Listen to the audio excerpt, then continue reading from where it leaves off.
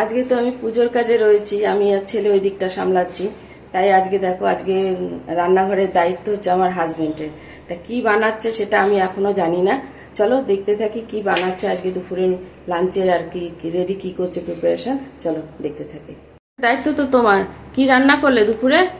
আজকে গাঙ্গুলিদার গাছপাটা বিরিয়ানির রেসিপি হচ্ছে। তাই একটু দেখি। আমাদের তো এখনো পুজো শেষ হয়নি, পুজো শেষ করে এসে তবে গরম গরম তাহলে খাবো। আচ্ছা, গাছপাঠার বিরিয়ানি হচ্ছে তাই তো? হ্যাঁ, এটা গাঙ্গুলিদার রেসিপি। আচ্ছা, গাঙ্গুলিদার রেসিপি বিশ্বাসদা করছে। আজকের দুপুরের মেনু হচ্ছে ইঁচড় বিরিয়ানি। আজকে দুপুরের রান্না তো আমি করিনি, তোমাদের দেখালামই যে আমার হাজব্যান্ড করেছে। আর প্রথমে বলছিল না কি করবে, পরে বললো যে আমি আজকে ইঁচড় বিরিয়ানি করবো।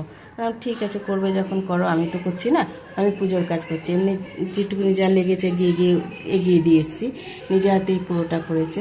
তা আগে খেয়ে দেখি, যদি ভালো হয় তাহলে তোমাদেরকে তো রিভিউ দেবই, আর তখন তোমাদের সাথে পুরো রেসিপিটাও শেয়ার করব। কারণ আমি রেসিপিটা আজকে তুলিনি, কারণ পুজোর কাজ করছিলাম, এই জন্য পুরো রেসিপিটা আমি তুলতে পারিনি। এরপর যেদিন করব পুরো রেসিপিটাই তোমাদের কাছে শেয়ার করব। আর আমি আবার কি বলো তো, না খেয়ে অনেকে আছে দেখেই হ্যাঁ খুব ভালো বলবে, আমার আবার সেটা না। আমি আগে নিজে খাবো, আমার যদি ভালো লাগে তাহলেই আমি বলবো যে এটা ভালো। আমি ওই কথার উপরে আমার ভালো লাগে না।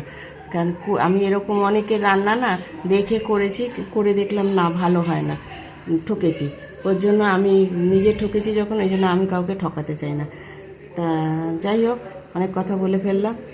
আর এই যে তৈরি হয়ে গেছে দেখো, ডিমও আছে এর সাথে, ইঁচড় বিরিয়ানি, গাছপাঠার বিরিয়ানি। হেভি হয়েছে। এঁচড়ের পিসগুলো এরকম বড় বড়। আর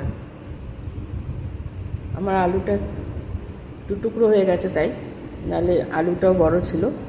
দুটি ডিম, সাথে ধনেপাতার চাটনি, খুব সুন্দর হয়েছে। একবার করে অবশ্যই বলবো, একবার করে তোমরাও খেয়ে দেখো, খুব খুব ভালো লাগবে। বলেছিলাম খেয়ে বলবো, এই খেয়েই বললাম, খুব সুন্দর হয়েছে, হেভি টেস্টি হয়েছে। এবার আমি খাই, রাখছি, টাটা।